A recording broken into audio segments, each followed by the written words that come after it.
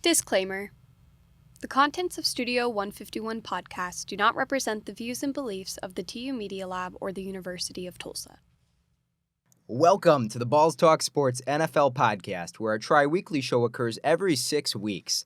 Today we're bringing you our predictions for Week 8 of the NFL season. We've got 15 games to preview, so without further ado, Victor, it's homecoming. Midterm week is right around the corner. I need to take a load off. Are you ready to get kinky? I'm ready to get kinky. Then let's get into it.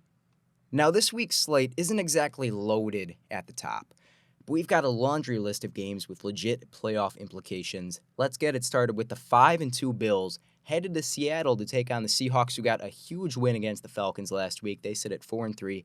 Buffalo favored by a field goal. Who you got in this one? I've got Buffalo, 34-28, and I think that score tells you exactly what I think this game's going to be like. I think it's going to be high-flying offense versus high-flying offense, and ultimately why I do have Buffalo winning this game is because I think they have two facets to their offense, and I think Seattle just has one. We see it every week that Seattle wants to go out there and they want to throw the football.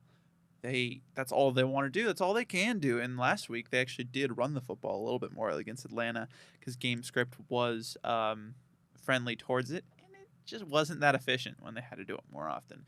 This is a team that wants to throw the football, but when you've got a team that, again, on the other side of the field, that it also wants to throw the football, but is arguably better at you than throwing the football and can run the ball, it's going to be really tough for Seattle to win this game if they can't establish not only a running game, but an efficient one too. And ultimately, I have a hard time seeing them matching Buffalo's production in the run game. Now, obviously, this is a very winnable game, and it's your game of the week for a reason. We'll get to mine in a second, but it should be a really good game because Seattle is a good team at quarterback, arguably a top 10 quarterback in Geno Smith. He's playing at the best he's ever played right now. He seems like he's just getting better, So there is a lot to like about Seattle, especially with that passing game. They are 4-3 while only passing the football. That's impressive.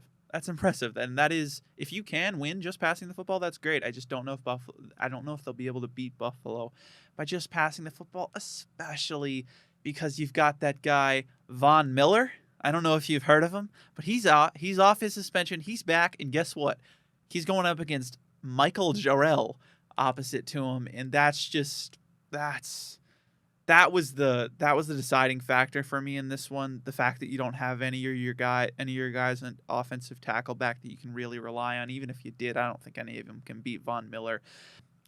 Miller was playing incredible before he got suspended. 15% pressure rate, 3 sacks, 11 pressures in 4 games. This is going to be a brutal day for Jarrell, and I think that's why Buffalo wins it. I am deeply conflicted with this Seattle offense because, on one hand, we've seen what the highs can look like. We saw that last week against Seattle. But what they do is just so sheerly one-dimensional. They don't really even have an interest in presenting a run game. They just run a ton of 5 wide and empty personnel, and they ask Geno to do all of it. And this has been a really impressive season for Geno. I think that there's a little bit of divide between people that see that he throws a lot of picks in the box score versus the people who watch the game and see him fighting for his life. What he's done behind a not good offensive line, they're one of the least efficient lines in the league in terms of time to pressure, is incredibly impressive. And like you said, if these Buffalo pass rushers, Greg Rousseau is my player to watch. He's my swing factor in this game. If they get home, we know what that forces Geno to do. He has to step up in the pocket. He's got to check the ball down. And in those situations, he makes mistakes. But if Seattle can find a way to block it up, Buffalo is vulnerable over the top, and we could see a very strong offensive performance from Seattle. One guy I'm looking at is Jackson Smith-Njigba. I think no matter which side of the Seahawks offense we see, if we see the Geno has to get the ball out of his hands in 2.3 seconds version, or that he has a little bit of time to hang, time to extend plays, I think we're either going to see JSN catching checkdowns or we're going to see him catching cover 2 splitting shots up the seam. So I'm forecasting a big day there. On the Buffalo end, here's why I sided with the Bills. Ultimately, I did. I have Bills 24, Seahawks 23. I think that time of possession could certainly play a large factor in this one, and I think there could be turnovers on both sides. Points-off turnovers are going to be a huge decider. I just have more faith in Josh Allen to mitigate the pressure to run around in the pocket and buy time for his guys to get open. But here's my big concern. Seattle could have a very good offensive day. How efficient can Buffalo be? This might be one of those games where it's just, and this is obviously a cliche, but who scores on a higher percentage of their drives? Because I think both of these teams are going to come out firing. The Bills have dropped 3 30-plus point performances against some of the worst defenses in the NFL. Better defenses have held them in check. Better defenses prey on this Buffalo offense's lack of weapons, which is why their acquisition of Amari Cooper, I think, is so important in this one. And then you touched on the run game. I just think Buffalo does it dramatically better. James Cook is a good back. This is a team that's willing to work from under center. I think a huge player on Seattle's defense is going to be Reek Woolen. He's coming back from injury, and he needs to shut down these Buffalo outside targets like Amari Cooper, because if you let Buffalo get into their bag and beat you with the run and beat you with the pass, that's just going to be too much for a one-dimensional Seahawks offense. Agreed, especially because, Keon Coleman, he looks like he's getting better every week. They look like they've got something there. And Tariq Woolen is one of those guys that he's big enough to really limit Keon Coleman's strength of going up and just taking that ball out of the air. He's one of those guys that can do it. So if he can have a good game, lock up Keon Coleman and Amari Cooper too, then you can also have Witherspoon versus Shakir in the slot. If Witherspoon can win that matchup, that could make it hard for Buffalo to really get yards through the air. And like you said, we were talking about, they have a good run game, but I don't know if it's good enough to completely support this offense if we see a Buffalo offensive passing performance like they had against Houston.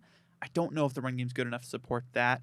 But you were talking about turnovers, and one thing we always love to talk about is Josh Allen. He's kind of insane. He gives you the great plays, but he also gives you the bad plays. Well, this year, he doesn't have a pick. That's crazy. That's insane for Josh Allen. Now, he's got a couple of turnover-worthy plays, but arguably he should have a pick. But stats don't lie. He's got no picks. And if this comes down to who's going to keep the ball for their team more, I'm going to take Josh Allen to do that, because ultimately, Gino, when you do throw the ball so much, you're going to throw more picks. And that's why a lot of people look at the box score. They'll say, okay, he threw this many picks. He's not very good. No, he has to throw 2/3 of every play. They know what he's doing, especially because these receivers haven't really been on their game at the same time this season. You've got Metcalf dropping passes, not attacking the football in the way that you want to see Metcalf doing it. I have a lot more faith in the Bills' offense to mitigate the turnovers, be a little bit more consistent, and that's why I picked him. Bringing up Josh Allen and his turnover tendencies, I find it so funny because last year I was fully on the side of Josh Allen has arrived, and people are discounting him because they still think he gives you this extended stretches of he's going to throw the ball to defense. He's going to get cold. And last year I saw, for the vast majority of the season, just an elite quarterback. And this year he doesn't have a pick, but his turnover-worthy play rate, I believe, is actually up. I'm not putting that on him. He's just pressing a little bit. He's been under some pressure. He has to throw his receivers open. I still think Josh Allen is excellent. And when it does come down to a dogfight between Geno and Allen, Allen is the one I want. I would be lying to you if I said that my ultimate decision to pick the Bills wasn't fundamentally based on the QB matchup. That's fair. But it should be a QB matchup for the ages, because not only do you have two of the best arms in the league, you got two of the most precise deep ball arms in the league. Geno can put it basically anywhere he wants, anywhere past 20 yards up the field, and so can Josh Allen. We may see some all-time passes on the field for this one, and I'm really excited. Bombs away. I'm down for it. In this next matchup, we were expecting a battle between former number 1 and number 2 overall picks. And with Marcus Mariota likely to fill in for a banged-up Jaden Daniels, that's still exactly what we'll get. We've got the 4-2 Bears taking on the 5-2 Commanders. Chicago favored by a field goal. And Victor, I'm going to be real with you. I picked the Bears even before I knew that Jaden Daniels was likely to be out for this one. And here's why. I think Caleb and this Bears offense, I think they're ready to have a day. Because this Bears offense has gotten better every week. We've seen some improvements to the pass protection. We've gotten a little bit more from DeAndre Swift in the run game. Feels like the wide receivers, the pass catchers, they're starting to settle in. But it's Caleb. Caleb is looking better and better. He's looking more and more like the number 1 overall pick. And I think people were harsh on him to begin the season because he looked like a rookie quarterback. Well, this Bears offense, they put a lot on his plate. They do not use a lot of motion. They don't use a lot of play action. They want him to go out there and beat teams with his pocket presence. his play extension, his arm talent. And early on, when the running game was non-existent and he was still developing some chemistry with his wideouts, that was a tall task. It's looking more and more reliable. I think this Commanders defense is ready to be exposed. We've gone over their list of defensive backs on this show before, and they're not the guys you want matched up one-on-one, and they do compensate for that by running a lot of man coverage. They like to run 2 high safeties, and that helps you out a lot. However, I think what's doing it for them and what's made them the 25th best defense or so in football versus the 30th, the 31st, hell, even the 32nd, the dead last type of defense in football, they've been able to get some pressure rushing 4 and dropping 8 back into coverage. They've gone up against bad offensive lines. Color me skeptical that Dorrance Armstrong and Dante Fowler Jr. are going to consistently be beating Braxton Jones and Darnell Wright. They are 3rd worst in EPA on pass plays allowed when they don't generate pressure, and I don't think they're going to be getting a lot of it. I think we could see offensive fireworks from Chicago in a way that we haven't seen yet this season. I agree, and I think it's going to come down to one guy I have in my notes. Who on God's green earth is going to stop DJ Moore? I just don't see an answer for DJ Moore. And even if they somehow find somebody, it's just like there are a lot of ways that Chicago can beat you, and Washington's defense is not equipped to deal with an offense this explosive and an offense that has momentum right now. Like, that is an underrated factor. Momentum isn't just something that happens in a game. It can be carried week by week by week by week, and that's something we're seeing with Chicago. They're building up a head of steam, and honestly, with this, if they can get this win, I think that this momentum could become seriously a problem for everybody else in the league, because if Chicago just piles on a couple more wins and Caleb's got that confidence, a rookie quarterback with elite traits and a lot of confidence is a very dangerous thing. And I've got Chicago winning this too. I had Washington winning it when I thought Jaden Daniels was going to start, barely, but that's just because I just believed in Daniels a little bit more to be more consistent. But obviously it's not. I still think it's going to be close, though. I still think it's going to be close because you look at how they played last week. It was against Carolina, so do you even count it? But Mariota played well, and it looks like Kingsbury, he's not just a Jaden Daniels merchant. I was impressed by how they looked. A player I think needs to step up for Washington's defense is Jerzon Johnny Newton, a guy who I liked coming into the year. They lost Jonathan Allen.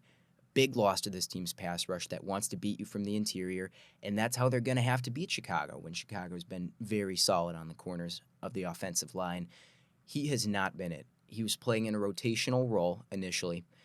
Now with Jonathan Allen out, he stepped into a starting role. He has 2 pressures this year and 2 run stops. I want to say his pressure rate is right around 6%.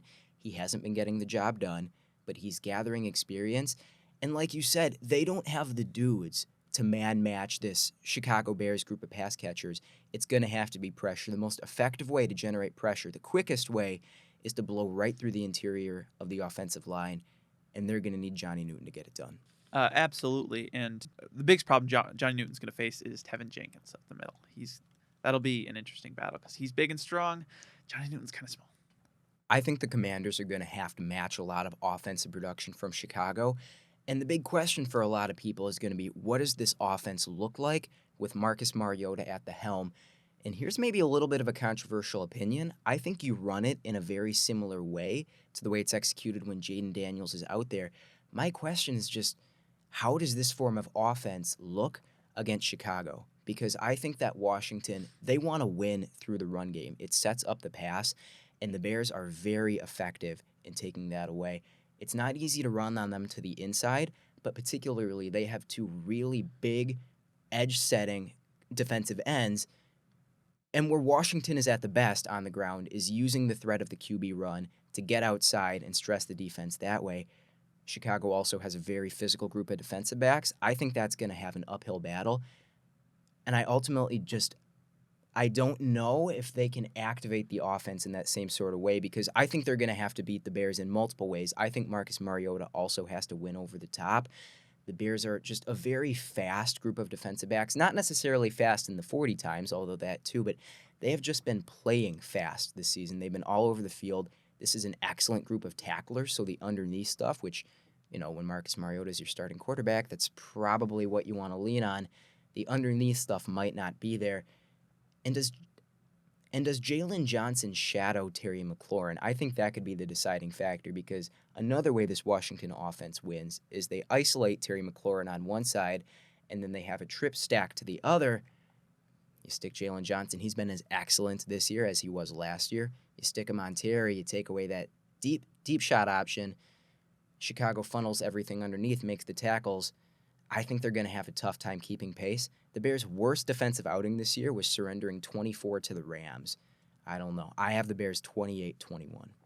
That's a great call out, Jalen Johnson versus Terry McLaurin, because that's also my matchup to watch. But you got it exactly right. What they want to do is they want to get Terry McLaurin on an island and just beat whoever he's in front of. And Jalen Johnson is not a guy you can just beat consistently. He's come out here. He's been a top 5 corner in the league this year. Absolutely, he has. He's just the anticipation he has for what route the receiver is going to run is something that it just doesn't come around often. How he reacts to the littlest nuance is very impressive, especially from a guy just on the beginning of a second contract. I mean, it's something you expect to see from a seasoned vet, though. I mean, he kind of is at this point. He's getting there. Yeah. But he's absolutely earned the payday. And Terry McLaurin, like the one safety net that Marcus Mariota could have, if he gets blanketed, it could be pretty hard for Washington to move the ball. It could kind of get bad. If Jalen Johnson goes out there and eliminates Terry McLaurin, I struggle to find ways that Washington can move the ball through the air. And I think it makes sense for the Bears to lean on more man coverage than they traditionally run, because they just have guys in the secondary. I mean, you've got Kyler Gordon, if he plays, Jaquan Brisker, also questionable. So potentially that's an alley to move the ball. But then Tyreek Stevenson has been excellent beside Jalen Johnson. This Washington group of pass catchers, they've been commendable in the fact that they don't drop the ball. They've been schemed up well, but I don't know. You play some press coverage, you fight them off the line of the route a little bit. Things are going to be tough for a team that has a new signal caller in. You can't discount that as well. You could see some turnovers. I just think that Chicago is going to be playing a lot less uphill, and Washington is going to have to press in a way that they're not necessarily comfortable with, a way that they haven't experienced a lot this season. Remember the Thursday night barn burner from a couple weeks back, where Kirk Cousins broke the Falcons' single-game passing record in an overtime thriller? Well, we've got a rematch, except the Bucs are all out of receivers, and Atlanta's coming off a 10-point beatdown versus Seattle. The 4-3 Dirty Birds are set to take on the Buccaneers, also sitting at 4-3, favored by a little under a field goal. And Victor, I am seriously worried about this Buccaneers offense. It's well documented that I had my skepticism throughout the weeks in how they play, because it's very specific. They want to get the ball out of Baker Mayfield's hands as soon as possible, get it to Mike Evans and get it in Chris Godwin, who have been the best receiver duo in the NFL this year, and let them create run after catch. And to lose both of them in 1 week, it's devastating. Brutal. I mean, wow. And here's what I'm most concerned about. It's not just that that's going to make this an uphill battle for the Buccaneers, because your top 3 pass catchers are Sterling Shepard, Trey Palmer, and Jalen McMillan, who really needs to step it up. He hasn't been having an ideal rookie season. There have definitely been some hands concerns. And then Baker Mayfield, he has 7 turnover-worthy plays in the last 2 weeks. He's starting to get a little bit less comfortable. He's starting to press a little more. And the way this Falcons team plays defense, it's very unique. They have 2 very good safeties in Jesse Bates and Justin Simmons. And I feel like people watching the broadcast games, for example, they see him get beat a lot. They see this Atlanta secondary give up more points, more yards than they expect when they have really good defensive backs all around. They just put so much on their plate. This is a more deceptive middle-of-the-field team than maybe anyone in the league, mixing up the coverages, throwing in rotations, throwing in blitzes. And teams with really good receiver cores like the early season Buccaneers or the Seahawks, like we saw last week, they can kind of overload that, and they can just key in on the middle of the field and hit that over and over again. I don't know that Baker and this ragtag group of wideouts can do that, especially because Godwin and Evans, they're Baker's trust guys. And now when you're throwing to not just underpowered receivers, but new receivers that haven't gotten a lot of work yet, I see turnovers aplenty coming. If they just try and get the ball out really fast with screens and such, this is an excellent tackling group of defensive backs as well. I think it's going to be an uphill battle to move the ball for the Buccaneers. I agree. Like we've talked about it the entire season. This offense is just Mayfield, Evans, and Godwin, and that's not necessarily a bad. It's not a bad strategy. It'll win when it's out there. Absolutely, because Evans and Godwin's having a career season right now. And he's like 29, 30. I mean, it was a heartbreaking injury. Truly an awesome player, awesome guy. He deserved to see the season out, and so did Evans. But man, without them, like you said, Sterling Shepard, Jalen McMillan, Trey Palmer. McMillan has been bad. Minus 17% catch percentage over expected. Minus 17? Minus 17. It has been horrible. Palmer's been okay in a limited space, but he's mostly just he's not a gadget. He's a very specific guy. You just want him running the deep route, and that's pretty much it. He can do other stuff, but most of the time you just want him to take the top off. But none of these guys have shown that they have the ability to carry an offense. And Baker, when he doesn't have his trust guys, like you said, that's always been an issue for him. If he doesn't have a guy that he knows is going to catch the football, he knows is going to get open, he really struggles to throw with anticipation. He really does. And that leads to him waiting a little bit longer. And when Baker Mayfield waits, he makes bad decisions more often. We saw it last week in the Ravens game. I mean, they're in the red zone. He's got a couple seconds to think, and he sees a throw, and he knows it's going to get picked when he throws it, so he hesitates, but then he throws it anyway. He just can't help it sometimes. Baker's Baker. We've said that a lot, and that comes with the good, and it comes with the bad, and without Evans and Godwin, we're going to see a lot more bad than good. Now, I don't think all hope is lost for Tampa, because I think this run game could save them a little bit. It started off kind of rough, but it's been getting better and better and better and better. You've got three really good backs there. Rashad White, he's been getting better, especially in the pass game. Bucky Irving, he's a human joystick. This guy can move like anybody. And Sean Tucker, I believe Syracuse guy, Syracuse. Yeah, Syracuse. A couple years ago, he was muddled with injuries for a while, so you couldn't get on the field, but he's been playing the past couple of weeks, and he's looked really good. So smart for a guy so young. This is a really good offensive. This is a really good running system, and if they can kind of lean on that against an Atlanta run defense that is okay, but it's nothing to write home about, if they can lean on that, maybe they can establish a ground game that makes it easier on Baker. But ultimately, you do have to pass. You do have to pass, and Atlanta is just going to be able to pass so much better than they do. And when it comes down to it, I've got Atlanta winning. I think that is the logical progression. You're not going to be able to lean on the pass game. You have to attack with the run game.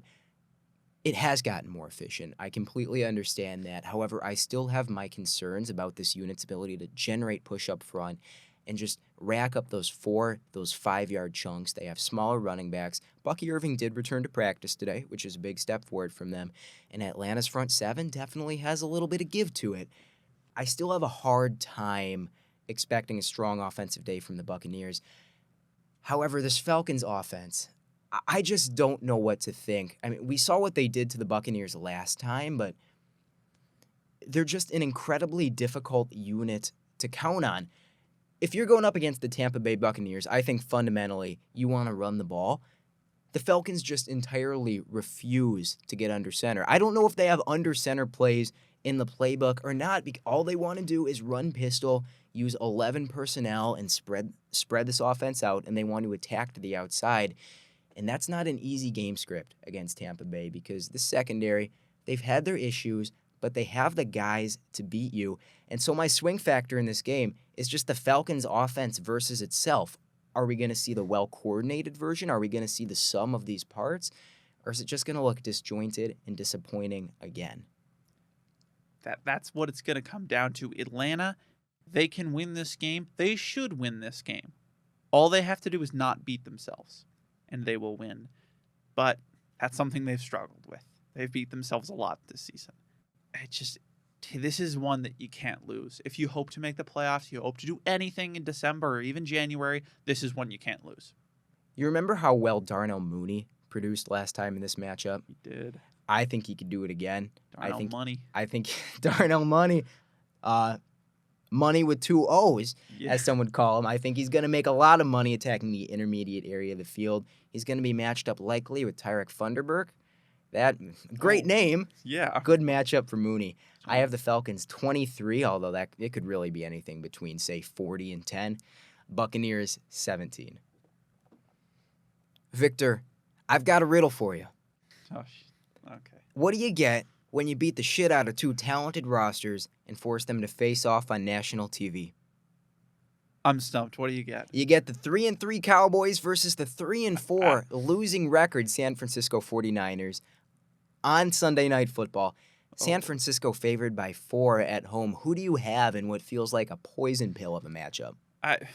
First of all, let's just public service announcement. East Coast dads out there, this may be one to put the kids to bed a little bit early this time. This is not something that a child's eyes needs to see because this one could be ugly. No one's going to be happy after seeing the final result of this game. No, I think both teams are just going to be grossed out. Yeah, I think what's going to happen is that the clock's going to hit 0. I'm going to turn off the TV and just put my head in my hands for a couple hours because this is going to be an ugly game from both teams. Like you said, 2 rosters that are just decimated. San Francisco coming off a bad loss to Kansas City. There's no way to sugarcoat it. You go out there, you lose the Super Bowl in heartbreaking fashion. Then you got your chance to get back, and you lose by 2 possessions. They didn't even score multiple. They didn't. What? They had 9 points. Or 18. I think it was 18 to 28. Yeah, it was 18 to 28. So but most of that was in the first half from them, though. They really tailed off toward the end of the game. Yeah, it was an embarrassing loss against Kansas City, who just didn't play well. Like, San Francisco, something's wrong, and it's not like, oh, we're missing a bunch of guys, because they are missing some guys, but not enough to the point where it's like, oh, we can justify being 3-4. This is one of the most talented rosters in the league, one of the best coaching staffs in the league, and something isn't right.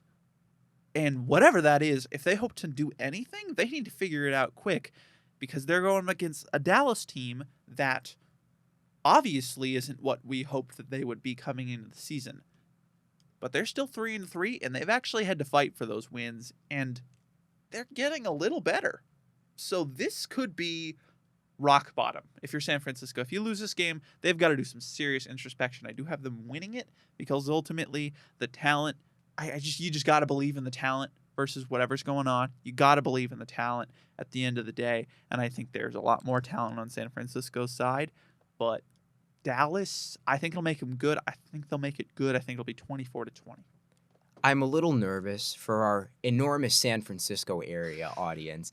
However, I do think they get it done because I think that they just live in 21 personnel with Juszczyk on the field, and I think they run it at the Cowboys. I've learned against counting on Dallas to really stop the run no matter what.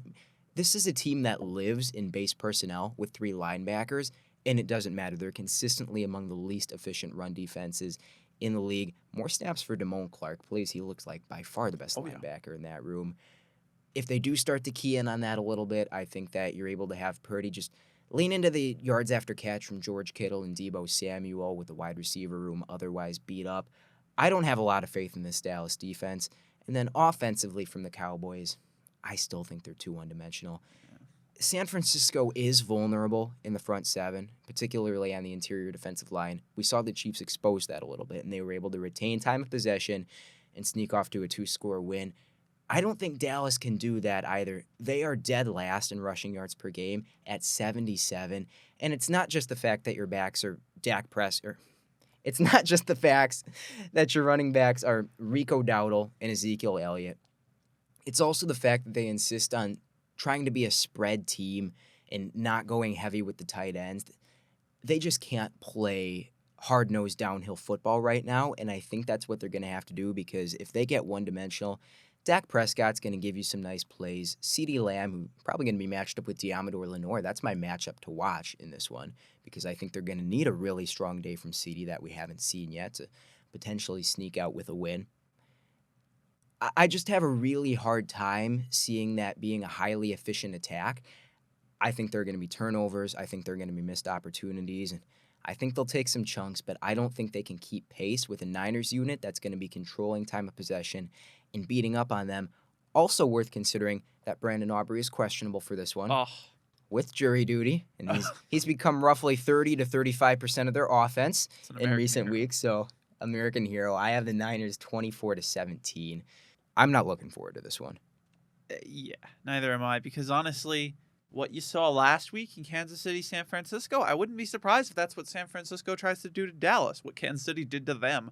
Just control time of possession, make it a gritty game, because ultimately Dallas, when it comes to like running the football, half the game, they're just useless. It's an utter non-factor, and it's because it's partly because there's just not much talent when it comes to those running back room, and the offensive line has been off and on, but also they're just so committed to the spread offense that you've got two decent tight ends. Jake Ferguson, great tight end. Luke Schumacher, we haven't seen much of him, but when he's been out there, he's been okay as a receiver, pretty good as a blocker. So you get both tight ends out there, maybe something could work well, but the offensive line has still been so questionable, so weird. Cooper Beebe's great one week, then he sucks the next. I don't know. San Francisco is going to run it down their throat. They're going to make it a really, really on-the-ground game, and Dallas isn't going to be able to do anything with that. The Indianapolis Colts, who somehow have a winning record, they're sitting at 4-3, are slated to take on the 5-2 Texans. Houston favored by 5 at home, and I hate to say it, but I think we could be approaching a worst-case scenario for this Texans offense. This is Houston in their last 5 non-Patriot games, because the Patriots don't count as a professional football team right now. 22 against Green Bay, 23 against Buffalo, 24 against the Jags, 7 versus Minnesota, and 19 against Chicago. This just isn't a particularly explosive offense right now. And the Colts have been gashed on the ground this year. They're second in rushing yards allowed per game. Texans have Joe Mixon back, but the Colts get a guy back as well in DeForest Buckner, and I think he's going to play a big role in defending both the run and the pass.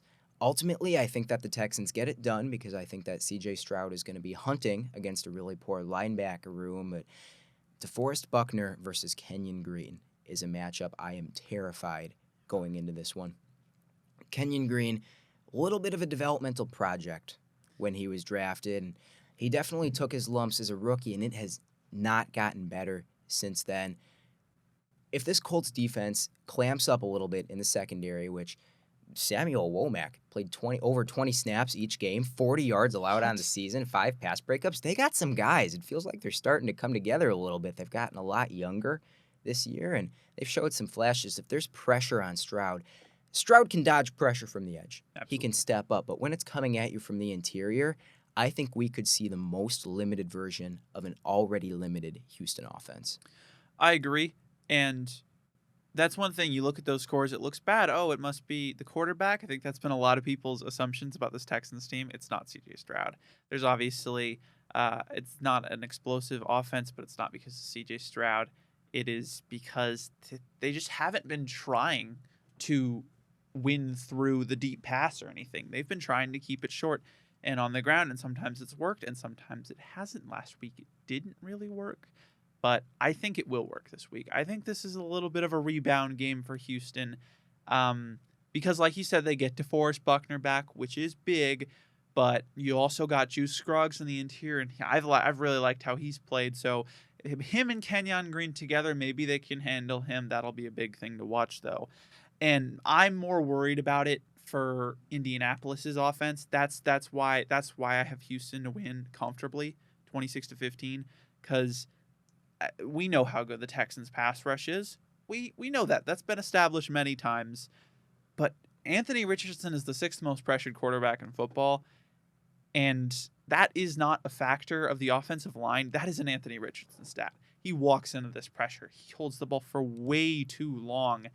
And when you've got the Texans pass rushers, Will Anderson, Neil Hunter, really fast guys, really agile guys. They are good east-west, and you've got Bernard Ryman and Braden Smith are Indianapolis tackles. 2 good tackles, but they're pretty big, and they're kind of upright, especially Bernard Ryman on the left side.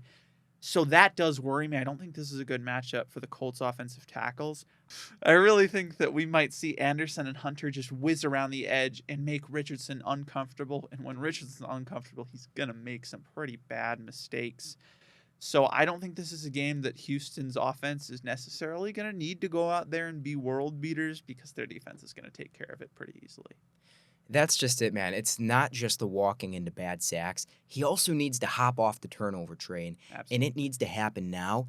It's really hard to see that happening against such a good pass rush unless Jonathan Taylor's back for this one. That's true. He needs to be fully healthy. He needs to be explosive. They need to get those chunk plays on the ground, and they need to activate the play action game where you can get Richardson outside the pocket, slow down those reads a little bit, get him clear open receivers against man coverage.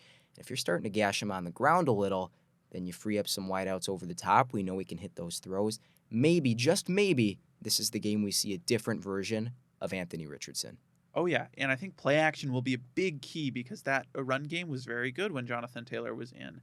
And play action was better. And you're facing a Texans linebacker core that is good, but they're starting Henry Toto. No, I think he's out this game. He's out? They're down to their backups in the linebacker room Okay, as far so as yeah, I know. They're not even starting Henry Tuoto, which I was already going to have concerns about. They're starting, I believe, an undrafted free agent. No, it's going to be Neville Hewitt, I think. Yeah, Neville Hewitt.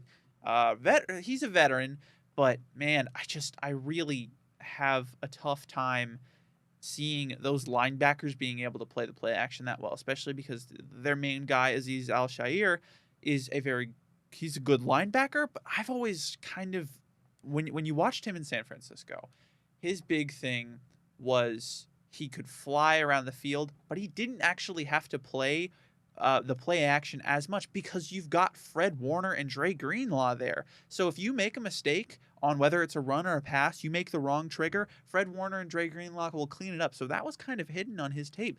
But now you're seeing him. He's not really the best when it comes to reading what's happening in the run game in front of him. And that's why Houston's kind of struggled against play action. They haven't really, because, again, the rest of this team's so good. But that has been a noticeable issue, those linebackers against play action. And if the Colts can take advantage of that, if Steichen can scheme up some stuff, that could be an interesting matchup to watch. And that could be something that gives Indianapolis a chance to at least make this close. But ultimately, I just have too many worries about Richardson going up against a very good Texans defense that I just don't think it's going to be close. This Texans rushing offense is just an entirely different beast with Joe Mixon in the backfield. So if they can start to get downhill, if they get a lot of push up in this interior and take control of the game that way, then you have Anthony Richardson starting to press. I could certainly see the Texans running away from it. I can understand why you would have the just easily penciling in the Texans for the W here. However, I did think this was kind of interesting. Colts are yet to have a game decided by multiple scores. Either way, win or loss. They're playing teams close this year, and I don't know what to make of that, but I do have this one for the Texans, 23-20. Now we've got two teams looking to claw back from rocky starts. The Philadelphia Eagles, who are somehow 4-2, they sure don't feel like it to me, take on the Bengals in Cincinnati. They're on the comeback train, 3-4 right now, Cincy favored by a little bit under a field goal. Victor, tell me about this one. Well, listen, we're talking about this one a little bit later into the show, but this is actually my game of the week. I'm really interested in this one because I feel like this is such an inflection point for both teams. Because you look at Cincinnati right now, they're barely staying afloat in the playoff chances. But if you drop this one, it's just going to be that much harder to get back into it, because there is a massive difference between 3-5 and 4-4. And don't let anybody tell you differently. But then Philly, they're looking good. Well, we'll get to how they're looking. They're looking better than they did without A.J. Brown and Devontae Smith. Absolutely. They've had a resurgence the past couple of weeks. But you look at their schedule, man, after this, it gets a little tough. You've got, you've got the Cowboys. It's the Cowboys, right? But then, after that, you got the Commanders. They'll have Jaden Daniels back. Then you got the Rams. They have Nakua and Kupp back. Whole different team now. Absolutely, just knocked off the Vikings last night. Then you got the Ravens. This is a tough schedule, and if you don't win this game, you could easily easily be a losing record team heading into December. So this is a really big point for both of these teams to win this football game. Really big game to show how good what both of these teams really are. Now, let's actually get to the actual football. That's what we're here to talk about. And the Eagles last week, they pummeled the Giants. It was bad. But was it the passing game? No, it was not. They threw it 20 times last week. They only had to throw it 20 times. Yeah, only had to throw it 20 times. But when they did throw it, it wasn't good. Negative 0.32 EPA per play. It didn't look good. When they weren't throwing to anybody that wasn't named A.J. Brown, it was unsuccessful. But obviously, they didn't need to throw it because they ran 45 times. 0.22 EPA per play. Saquon killed his old team. Looked incredible. I mean, we've been talking about Saquon, saying he's back fully. Yeah, Saquon had a day. We'll see if that continues. If that was just I'm playing New York, it's time to lock in, or if he'll kind of come back down to earth a little bit. But this is a Philly team that, while A.J. Brown and Devontae Smith coming back has helped, it's still not the most effective passing offense. Jalen Hurts still absolutely has his issues. Under pressure, he's been one of the worst QBs in football. It's been pretty bad, and that's a big thing for me today because he's going to be under pressure a lot. Because you know why? You got Trey Hendrickson against Fred Johnson. I had it on the dock, too. Yeah, it's going to be really bad. He's going to get pressured a lot just because of that matchup. Now, Fred Johnson can go out there. He can shut us up, right? Honestly, I'm hoping you do, Fred. I'm wishing the best for you. But 20 pressures in 3 starts, but you never know. You got 20 pressures in 3 starts against some teams that do not have Trey Hendrickson. And now this team does have Trey Hendrickson. This could get really bad really quickly. So Hurts under pressure could make some pretty bad mistakes that can kind of hide some of these Cincinnati weaknesses. But of course, A.J. Brown is back. And when I look at the Bengals secondary, I don't know who's going to stop him. Because A.J. Brown has played in 3 games. He's 15th in total receiving EPA out of anybody. 4th among receivers in completion and catch rate over expected. 4th in EPA per target in 3 games. I mean, this guy is he's having a fantastic season. He is the Eagles' passing offense right now, honestly. Smith's been good, but without A.J. Brown, he probably wouldn't be. I have serious questions if Philly can pass the ball consistently in this one, though, because they haven't passed the ball consistently. Even when A.J. Brown's been back, it hasn't looked good. It's looked better, but not good. There is a difference. But you're both playing a Cincinnati defense. They're okay. I have questions about Philadelphia's offense 100%. However, this might not be a super consensus opinion. I have concerns about Cincinnati's offense as well. I agree. We've seen the highs. We've seen what this Burrow, Chase, Higgins connection can look like. It is damn near unstoppable at times. However, I think they're getting dangerously one-dimensional. This is a bottom 10 rushing offense by almost every metric.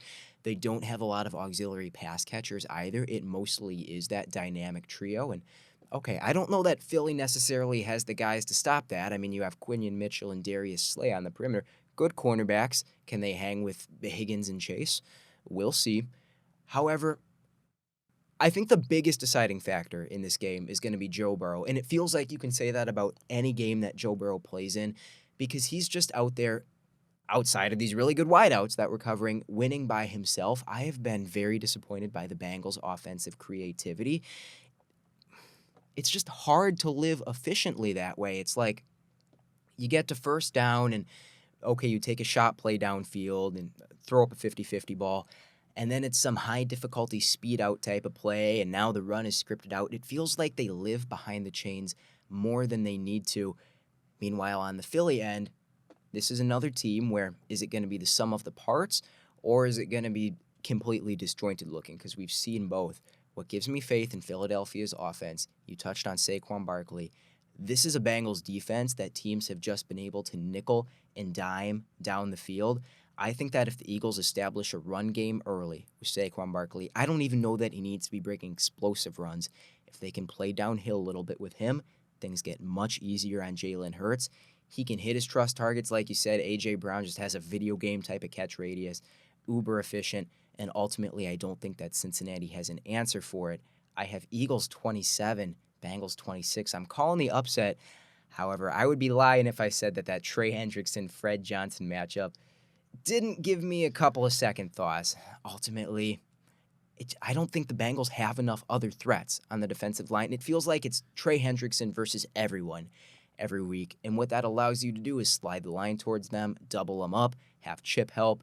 And I think ultimately it provides enough reinforcement so that Philly can get the ball out of Jalen Hurts' hands quick, make his reads easier, and play downhill with a strong run game. So this is our first disagreement on the show. I've got Cincinnati 28-24. But I can't say I'm not nervous because, man, this could go the other way. There's a reason it's my game of the week because I think both of these teams have a really good case for winning. Ultimately, why I pick Cincinnati is because, man, this offensive line, when you look at the issues that their offense have been having this past few weeks, they scored 7 points and they scored 17 last week, I believe. Yeah, something like that. It's not great, but it hasn't been Burrow's fault. It hasn't been Chase's fault. It hasn't been Higgins' fault. It's been almost exclusively on the offensive line. And that's, again, with the run game. I feel like these running backs aren't playing bad. They are finding the holes, but the problem is there's not many there. And this run game scheme, I haven't hated it. I like what they're trying to do. Get these guys in motion. Get Chase Brown on the outside and let that athleticism work. The problem is these guys have just had a bad couple of games. And I don't think that's here to stay. I really do. You look at this offensive line, they've got some young guys, but they've also got some vets. You've got Alex Cappa, you've got Ted Karras, and I think those guys are going to get the other guys in line, and they're going to play like a unit, and we're going to see more of a close game through this entire thing.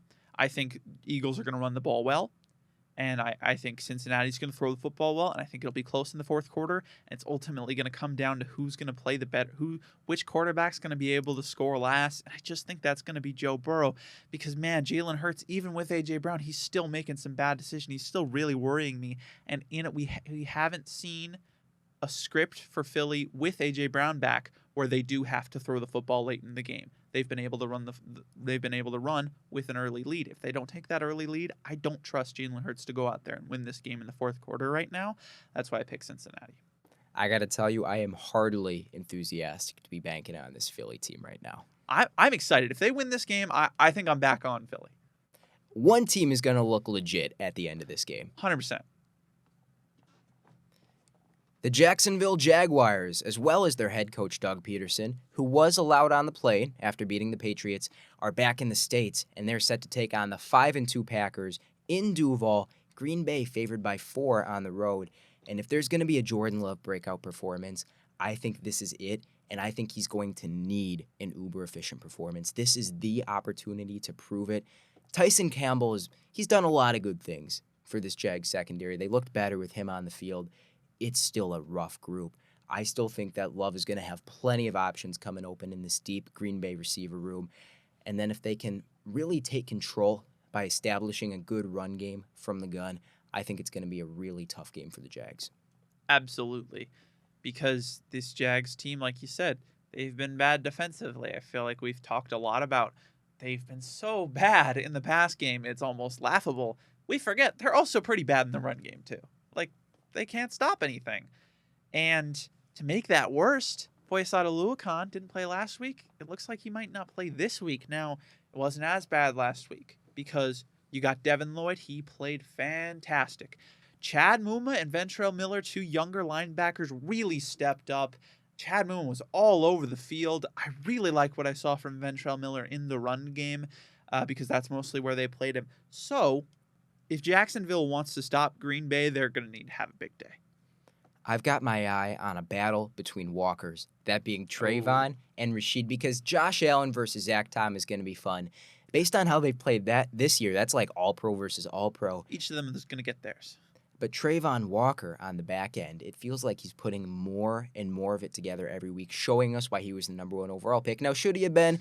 No, but that's a different story. That's a different story. I think that's the key for the Jaguars. They need to pressure Jordan Love because if you give him a clean pocket, he might huck it up into double coverage once, but he's going to have a lot more big positives than he is big negatives. Whereas if you get some pressure, maybe we're looking at 3 Hawks up into double coverage. And that's why my swing factor for this game is Darnell Savage, Ooh. a rivalry matchup, former Packers safety. I think we're going to see one of 2 versions of Darnell Savage. We're either going to see him way the hell out of position, nowhere near the football, getting torched on the back end, or he's going to come down with 2 interceptions. Yeah, I mean, as a Packers fan, I think you've seen a lot of both. 100%. He'll miss some tackles in there too, by the way, but that's neither here nor there. Yeah, he'll also just probably accidentally run out of bounds at a play just once. It could happen. It just kind of happens. Darnell Savage revenge game. I'm here for it. But yeah, Jordan Love under pressure versus not under pressure. They're 2 different beasts. And if Jacksonville can get to him consistently, maybe they can keep this one close, right? And if you do keep this one close, can that offense hang? Well, last week they looked like they could, but again, they were playing a D2 team. So we've always wondered what would happen if a college team played an NFL team, and I think we found out last week, like the best college team played the worst NFL team. I think it's pretty much an accurate representation of what would happen. But yeah, Lawrence, he had a great game, best game of the year. Brian Thomas had a great game. He's having a fantastic He's incredible. season. And honestly, I think Brian Thomas versus Jair Alexander could be a key point for Jacksonville to actually attack that, which is weird. Why would you attack Jair Alexander? Well, Jair Alexander is a very good corner. There's no arguing that. He's incredible. But honestly, I think where he's strongest is from 20 yards and closer. You're going to see him get beat over the top a decent amount. Now, it's not going to happen like at an insane rate. He's not Eli Apple, right? He's not that bad. He's not Kevin King. He's not Kevin King against the Buccaneers in 2021. That's still a little disrespectful there. Yeah, no, absolutely. But he is not the best when it comes to deep coverage. And Brian Thomas could beat him a couple of times over the top. So you just connect on one big play. You connect on one big play. Maybe that gets the offense rolling. Maybe that makes them respect that deep ball that I feel like teams haven't respected for Jacksonville too much this year.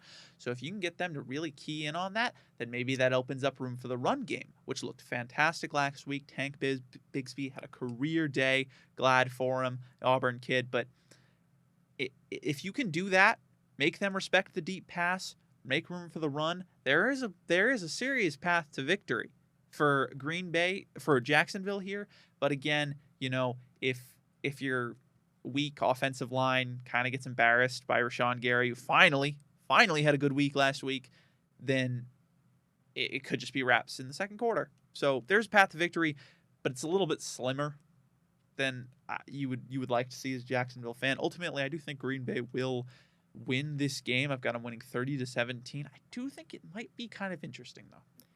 I say this with pause, but to me, it feels like this Jacksonville offense may be starting to go somewhere. Yeah. And you touched on Trevor Lawrence had his best performance of the year. It feels like after that harsh criticism he's rightfully faced, it's been nothing but uphill since then, even when his playmakers haven't necessarily won the catches that they needed to come down with. Gabe Davis. However, this Green Bay defense, they've had their moments, they've had their flashes, they performed well against the Texans. That's why this is going to be such an intriguing matchup. They do have their vulnerabilities, and I think we could see the Jaguars establish a strong passing attack. And then you absolutely crushed it. What is the run game? Is it a factor, or is it a trump card here? Because with Tank Bigsby, it looked excellent. Travis Etienne is a game-time decision. Yeah. If they can get into the run game as well as beating Green Bay vertically, we could see a shootout. And Trevor Lawrence versus Jordan Love in a shootout? I'm interested. Yeah. That's all I'll say. I'm interested. I think we could learn a lot about both teams here. I have this one, Packers 27-23 on the road. Yeah, it should be a fun one. Another thing not to overlook, this could be a trap game for Green Bay because, got Jacksonville. They're 2-5, and we'll probably beat them. You know who I'm focused on? I'm focused on the Lions next week. There might be some guys in this organization who aren't paying as much attention to Jacksonville because they know they've got a top 3 team in the NFL next week. That's not something to overlook. This Jacksonville team's not someone to overlook. But if they do, they could be leaving a lot on the table in this game. 100%. With the 2-4 Dolphins playoff hopes on life support, a potential savior emerges. Tua Tagovailoa, who's cleared concussion protocol, he'll face off against a hungry Cardinals squad sitting at 3-4. In Miami, they're favored by 4.5 with Tua's return. Who emerges victorious? That's a really good question, and honestly, it's an answer that I'm still not sure I have for you. Tentatively, I do have Miami because I just buy the storyline that this team's going to play for Tua, because it just feels like Miami, they haven't been playing. Like, I don't know what, you just look at this team and it doesn't feel like a team that really wants to win, and Tua coming back could be that spark. They felt utterly directionless without Tua at the helm. Absolutely, and whether you want to put that on Mike McDaniel or just a culture problem or whatever it was, just losing your starting quarterback in that fashion, it's obviously terrible to see your starting quarterback go down like that again. But now he's back, and if there's one thing Tua is, he's a good leader. I mean, absolutely, this team clearly loves him. They clearly believe in him. They clearly rally around him. So this is a very good get back for the team. Whether it's good for Tua or not, I don't think we'll delve too deep into that. But this many concussions in that many years is not the best sign. And he's playing it fast and loose, especially because, he's just not going to wear a Guardian cap. But please just get down. Yeah, slide. Just slide every time. Take some baseball lessons. You're about to take a sack, just go down. The old Tom Brady strat. Absolutely. Yeah. So Tua will play. But a lot of people are saying, okay, Tua's back. This Miami offense is going to return to form. What is form? Because you look at the first 2 weeks of the season when Tua was healthy, they didn't look good. They were losing to Jacksonville. By, I believe, 10 points at one point or another. And then they were almost losing by 17, but then a fumble saved them. And then they were losing to the Bills by a bunch, and then Tua got hurt. It wasn't that they were close with him, and then Tua got hurt, and then they started losing. He had 3 picks in that game, I believe. Yeah. So this team kind of looked directionless with Tua there, too. So I think that they will have a reason to play this week, and that's why I do think they'll take it over Arizona. But I'm concerned on this team's future as a whole, because I don't know if this offense that Mike McDaniel designed around Tua, are defensive coordinators figuring it out? Because that's a real concern that I've got right now. And I think it's going to be close. I've got Miami 23-20. But this is going to be a really big game to determine, can Miami actually do something this year? Or are they going to play like they did in the first 2 weeks? I feel like I have no idea whether or not this Miami offense, even with Tua and these speedy, explosive playmakers, whether it's good or not. Because I'm not just going to stop at week 1 of this year. Going back 3 weeks into last season, and am I cherry picking? Yeah, I think they put up 30 the week before this. But over their last 5 starts with Tua, 17 points per game. Ooh. They don't look like the same offense that we saw in early 2023 when this Mike McDaniel stuff was totally new. And honestly, I don't know that this is the game where we find it out per se, because I think that Arizona's defensive backfield is just going to be ripe for the picking, especially when they're down Darius Robinson and Dennis Gardeck and Sean Murphy-Bunting. They might just not have the guys to run with Miami this week. And so we could see a really explosive performance, or we could see something that's like we saw with the early season Dolphins, just kind of disappointing and sad. So I'm intrigued to see which team hits the ground running, especially because this Cardinals offense, they are hot and they are cold. At the beginning of the season, I had a little bit of a crush on the Arizona Cardinals heading into this year. I thought they were a sneaky wild card team, and it looked good when Kyler was playing good, and then they got cold, and it's like, this is a 6-11 type of roster that's terrible on defense and just not totally cohesive on offense. And then they go out there and they pick up a hard-nosed win against the Chargers, and I just don't exactly know what to believe, because they have the offensive playmakers to put up big numbers any week, and then they also have a really impressive run game, a power run game with James Conner, who's just continually underrated. This Dolphins defensive line, they've been actually surprisingly good defending the interior rush with Zach Sealer and Calais Campbell. They've been much weaker to the outside, and attacking the outside is hardly James Conner's strong suit, but Zach Sealer's down for this one. You let Arizona beat you with the run and the pass. If we get the good version of Kyler Murray, the version that can step up to avoid pressure, extend plays, make electric throws downfield to his open wide receivers, we could see a really strong offensive performance from the Cardinals, or we could be underwhelmed by them as well. I agree. It's pretty simple. When Arizona can run the football well, they win football games. And when they can't, they lose them. It all comes down to, can they establish that run game to give Kyler some room to work with a receiving core that has been not bad, just really interesting. Marvin Harrison Jr. hasn't been the guy that we were expecting. He's been a good receiver. You can do a lot of great stuff with Marvin Harrison Jr. right now, but we were expecting almost alpha Marvin Harrison. And then you've got some good auxiliary pieces like Greg Dortch and Micah Wilson around him. It hasn't been the takeover unit of pass catchers that we were maybe expecting. Absolutely. I mean, Marvin Harrison Jr. was the second he's the second highest graded receiver that I have ever had the pleasure of watching, and I've been grading receivers since 2021, so not that long, but only Jamar Chase beat him by like a very little amount. But Harrison has not looked impressive, and he is my X factor in this game.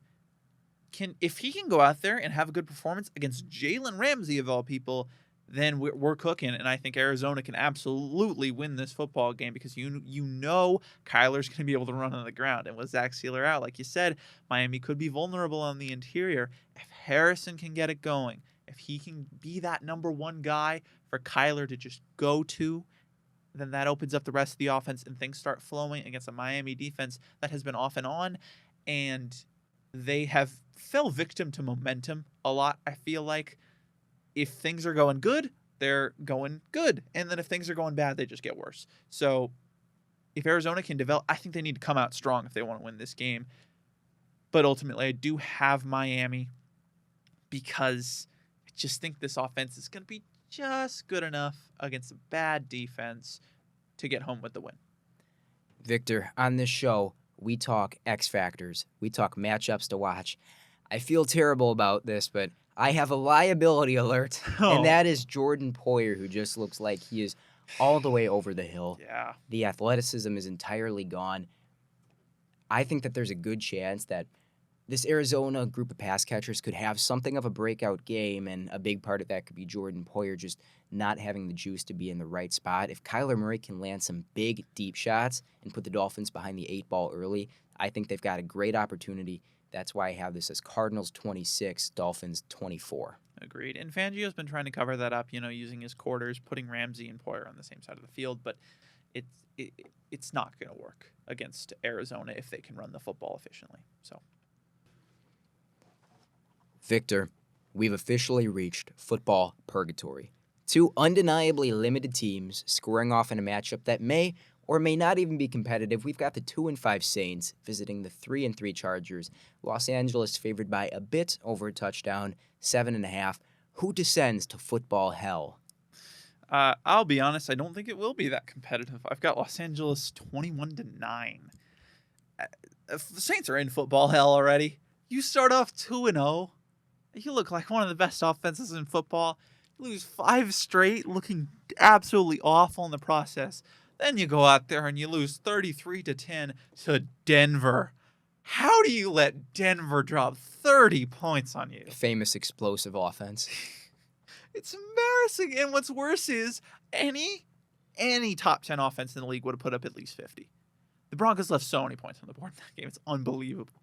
Literally every play. Actually, I saw this stat. Troy Franklin was open on every play. Every play? Every single play he was on the field. I think he was on the field like 18 or 19 times. He had 100% separation rate. Did they have a guy on him, or was he just kind of like curled up in a ball by the sideline and they didn't notice? I think that was the Saints' game plan. Yeah, smart. I think the Saints just it's a dysfunctional team right now. Straight up. And maybe it'll get better this week with the return of Chris Olave, but Olave's not exactly been the most efficient guy this year, so maybe it won't. Rattler, I don't think it was his fault. I don't think you could put this on Spencer Rattler because ultimately he's a 5th-round rookie coming in with a bad offense and a severely limited team, and what they're working with, it just isn't very good, and he still didn't look awful. There were some bad moments, especially in the pocket. He didn't look comfortable, but ultimately this is on Clint Kubiak a little. Let's not fully put it on him because he's working with very little, but it's on Clint Kubiak because he was very one-dimensional early in the season, and he hasn't been able to adjust now that teams have figured it out.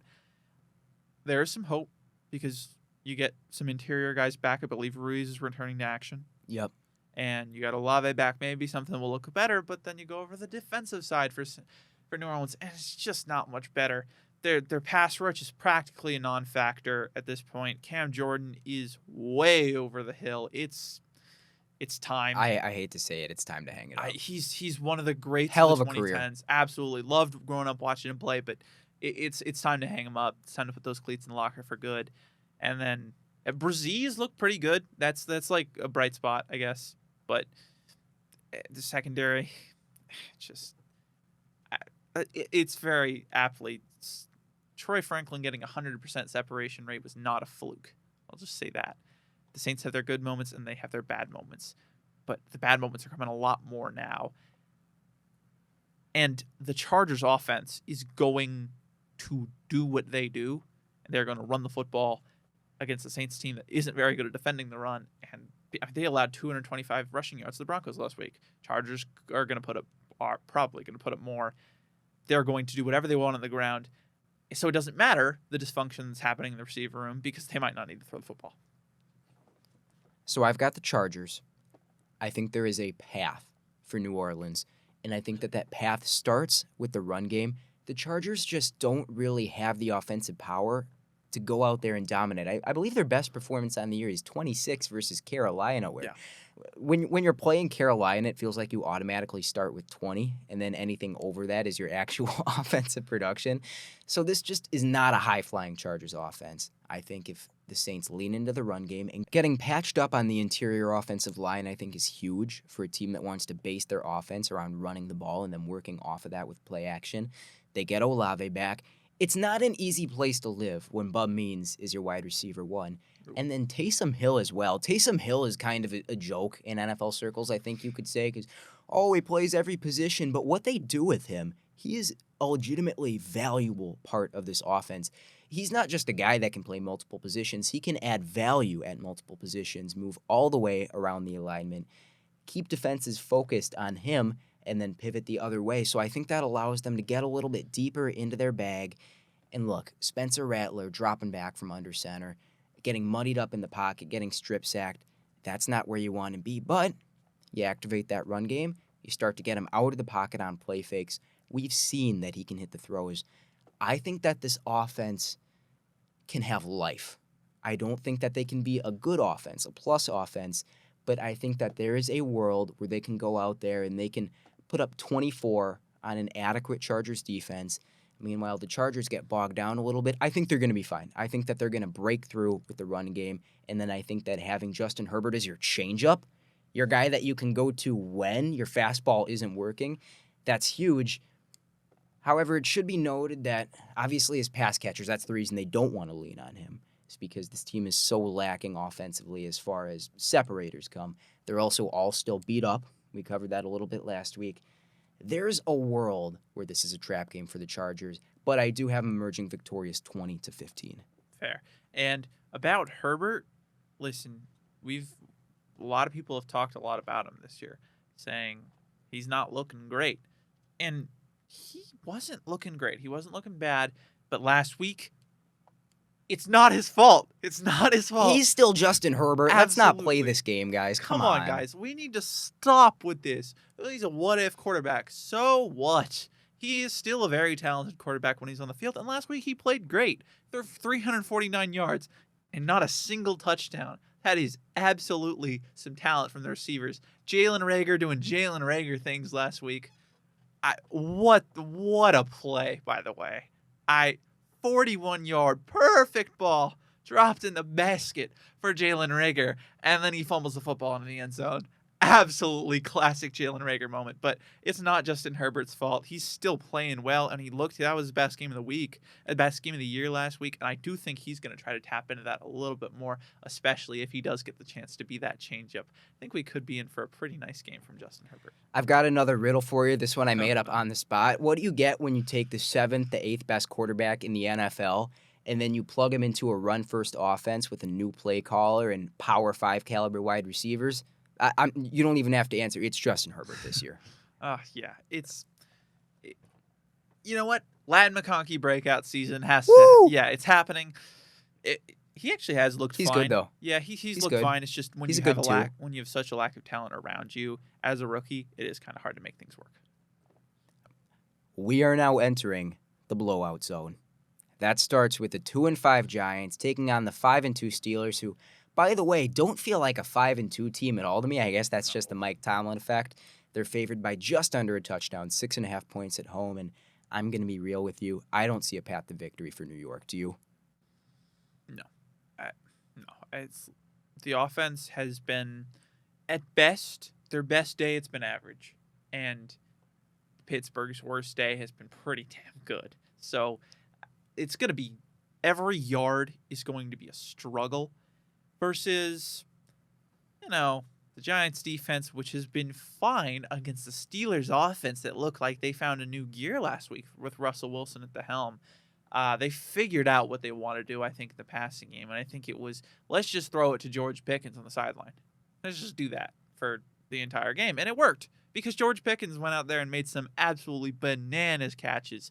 Truly insane. But Wilson looked like an upgrade? No, I will not say that. No. Explosive? No. Wilson looked okay. Like someone who can throw up deep balls to good wide receivers? Yes, he looked like he can get more yards in a single play than Justin Fields can. But a lot of people, you're going to hear a lot of people praise Russell Wilson about that. Don't believe them. That was not a great game from him. It was a fine game from him. It was okay.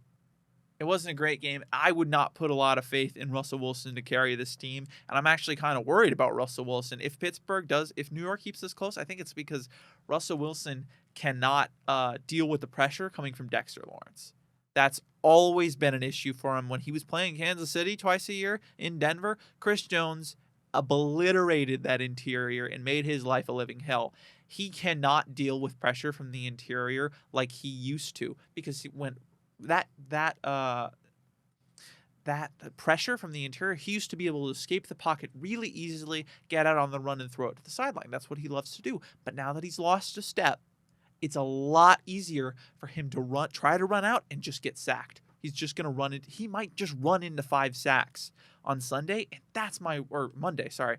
And that's my worry. And that's why I don't see a path to victory. I see a path to keeping it close for you, New York. If Russell Wilson gets nervous in the pocket because Sexy Dexy single-handedly wrecks an interior line for Pittsburgh that has looked okay. Zach Frazier having a solid year, but I think there is a path to keeping it close. It'll depend on if Russell Wilson can continue that momentum from last week, but that's also kind of what Russell Wilson does. He starts well and peters off towards the end, so I think Pittsburgh will win pretty comfortably because the run game also looked good last week. So just do that, and especially coming off a great win, I think they're gonna be fine. Let's temper some of the Russell Wilson love. I think the reason I'm so confident in the Steelers to win this game is because I think New York's run game is going to be completely factored out. Agreed. I don't think they're going to have time to mess around with it against a very good Steelers front seven, especially because I really think Pittsburgh is going to score first. I think they're going to come out knowing exactly what they want to do. They're going to run the ball. I don't think they're going to give Russell Wilson chances to screw this up. I think they're going to embrace the play-action game. And then when you get the Giants' offense behind the sticks, there are moments where this passing offense looks fine. Daniel Jones is, I think, the 23rd or 24th best QB in the NFL. I don't think he's a true backup. I think he's a fringe starter on a bad team. He can get the ball to Malik Neighbors, who can make a man miss and maybe leg out a couple of first downs per drive. I just don't think it's enough when Pittsburgh is going to know exactly what's coming. I thought of this a couple days ago. I think I have the perfect comp for Daniel Jones. I think he's Ryan Fitzpatrick without the charisma. Oh my God, I love it. Okay, so Daniel Jones, what does he do? He plays terrible when he's expected to play good and plays fine good enough when he's expected to be bad. When we're thinking about benching him, maybe it's time to move on from Daniel Jones. Okay, I'm fine. I'm good enough to start. He is Ryan Fitzpatrick without any of the swagger. So He's Fitz with Derek Carr's mentality. absolutely. You heard it from Balls Talk Sports. Daniel Jones is Ryan Fitzpatrick with Derek Carr's mentality. One of the weirdest mashups of a quarterback you're ever going to see. There's a reason he's not led the Giants to anything meaningful, but he's not a backup. He can start, and he will probably have a long career of being a bridge quarterback. Future Sam Darnold candidate. No. I'm sorry. I don't believe that he's going to.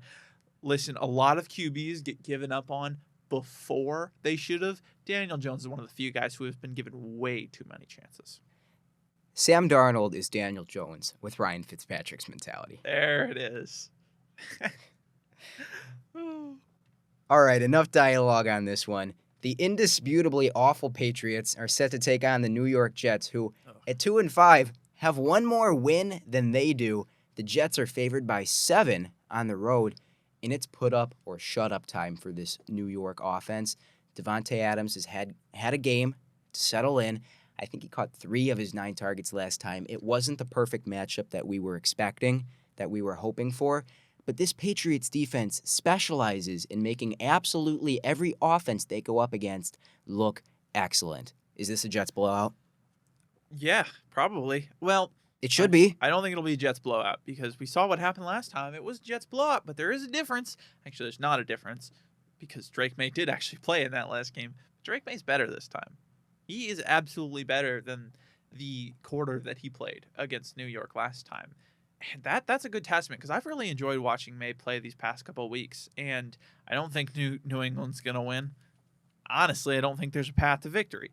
But I do think they could keep it close. And here's why. Because I feel like the Jets are in a downward spiral, and I don't think they're ready to come out of it yet. I think they still are not willing to admit to themselves that we've got to change something fundamentally about this team. I think they're still not willing to look at Aaron Rodgers and tell him that he has to do something different. And I think this Patriots game will finally be the thing that pushes them over the edge. Doesn't matter if you lose. It doesn't matter if you win the game. If the Patriots keep it close, I've got them winning. I've got New York winning by 7. If the Patriots make it a one-possession game, New York, they've got to figure out something. Because right now you've still been able to cling on to the fact that we've been in a lot of one-possession games. It just hasn't gone our way. You shouldn't have been in those one-possession games. Because right now, you look at it, the Jets' offense is struggling. Rodgers has looked like Rodgers one time against New England, so hopefully he can go out there and look like Rodgers because this defense is still the same defense. So we could see something bad, and if there's a day for Devontae Adams to get on track, it'll be this one. If he can get through Christian Gonzalez, who had an up and down week last week. But I really, really don't want to put all the blame on Rodgers, though. I would love to, but the fact is, it's not all his fault because when you've got a running game this ineffective, it's just hard, and it doesn't go on the running backs either. A lot of people are saying Breece Hall's been playing terribly. He's not playing great. It's mostly been on this offensive line. They're averaging .77 yards before contact per attempt, third lowest in the league. They've just been awful. No push whatsoever from that interior. We talked about Tippmann a couple weeks ago. He is not broken out. But if there's a team to have a great run day against, it is absolutely the New England Patriots. I think if this Jets defense comes out firing, and that's a big if, Drake May could be in for a very rough day. Now, that's a lot of projection because ever since Robert Saleh was fired, it doesn't feel like the defense has been quite the same. It doesn't feel like they're playing with the same intensity. However, I'm a bit skeptical of this Patriots offense, and that's saying something considering how 26th or so best offense they've looked. However, a lot of that production has been against bad defenses or okay defenses in the case of the Texans, kind of in garbage time when it felt like the outcome was already decided. And this is Drake May going up against a suffocating secondary when it's at its best. And I just think we could see an ugly day from Drake, which is certainly not something I'm rooting for. However, on the Jets' end, I'm not excited to watch them play this Patriots defense. Not at all. It feels like when you think about the big factors, the guys who could have big days, you're just projecting that because the Pats defense has been awful and has made every offense they've gone up against look very good. I have no faith in this Jets run game. Like you said, they don't create any push. It doesn't feel like things are well drawn up. Now, do I think Breece Hall is going to run through quite a few tackles? Yeah, probably. Do I think that some of these talented Jets pass catchers are going to have good days, are going to come open? Allen Lazard is doubtful for this one, by the way. If that's a factor, he's Allen Lazard. We'll see, kind of been pushed off the field after the acquisition of Devontae Adams. I think the Jets are going to be fine. When you play New England's defense, it doesn't feel like you have a choice. It feels like you can kind of walk into points. I have them scoring 23, winning this one 23-13, but I think this is going to show us a lot about if the Jets have any real playoff aspirations, because if they play this one close, in my mind, it's over. I agree. I think this one, this will decide the Jets' future, because you got to go out there and prove it, man. You got to go out there and prove it. And realistically, if they don't keep this one close, probably going to have a serious conversation about Rodgers, man. It's just what we're going to have to do. This feels insane to say after they just acquired Devontae Adams, but damn, 2 games in, if you're not crushing the Patriots, it feels like it's tear it down time to me. We need to see a good Jets defensive performance, because realistically, you're going up against the worst receiving group in the league by a wide margin. Jalen Polk's out. I don't know if I mentioned that. That's probably a good thing, because Jalen Polk has the second worst EPA, receiving EPA in the league.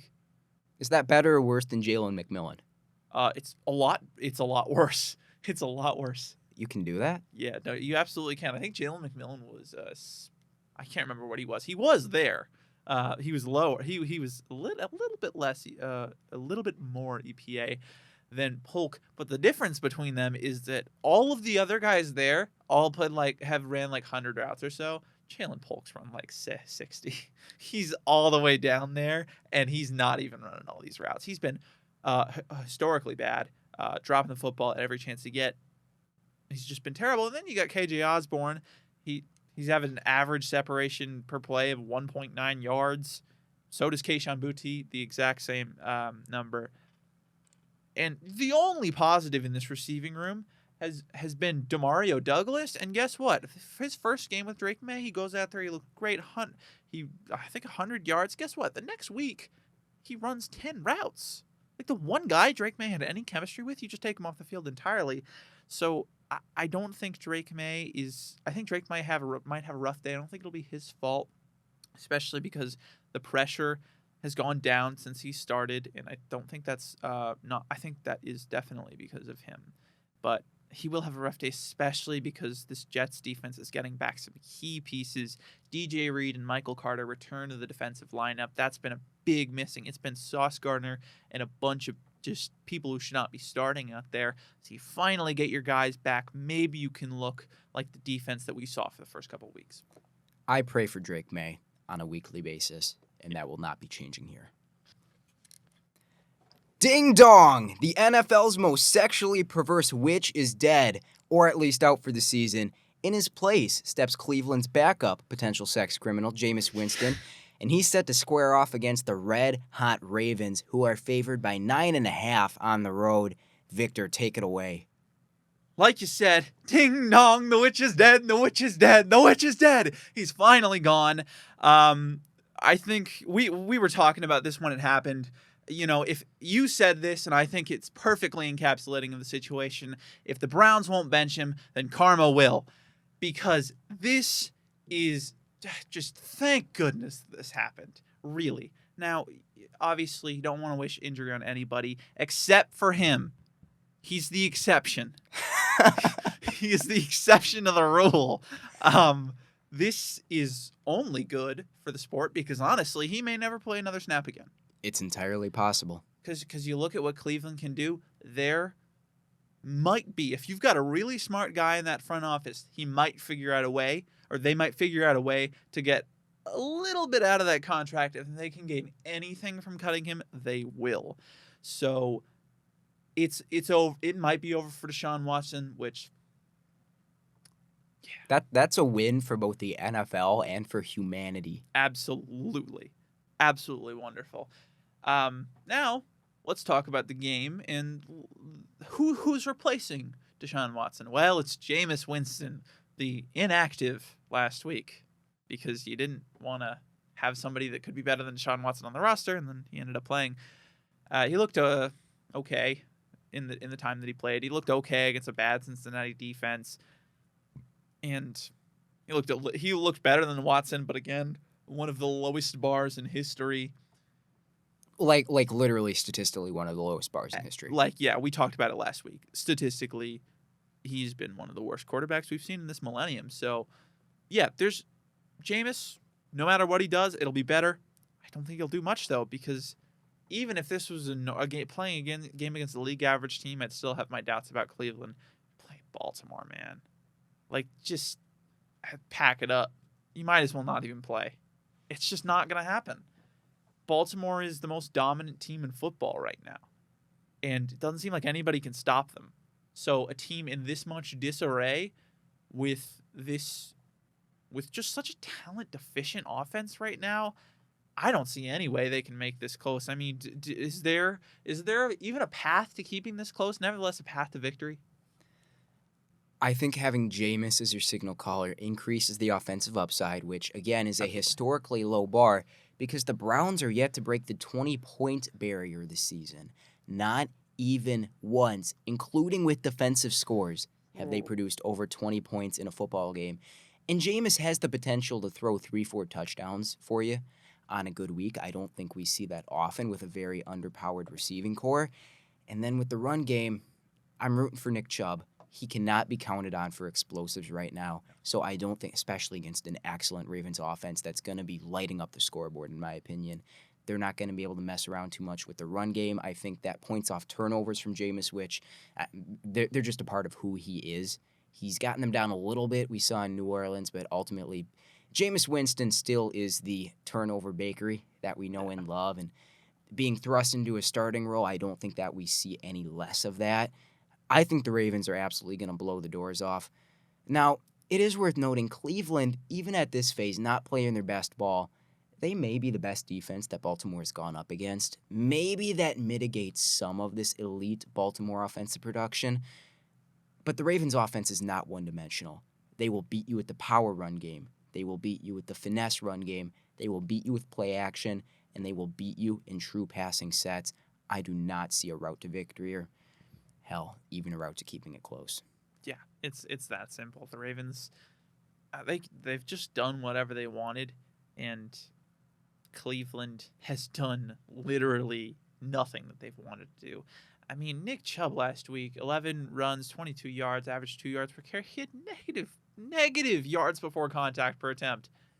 Literally, that's so hard to do. This Browns offensive line, I mean, we always think of them as having a great offensive line. They just don't right now. They have not been the same. No, I mean, there's something up. Batonio, he's declining. Wyatt Teller, he's been up and down. He's really having a down year.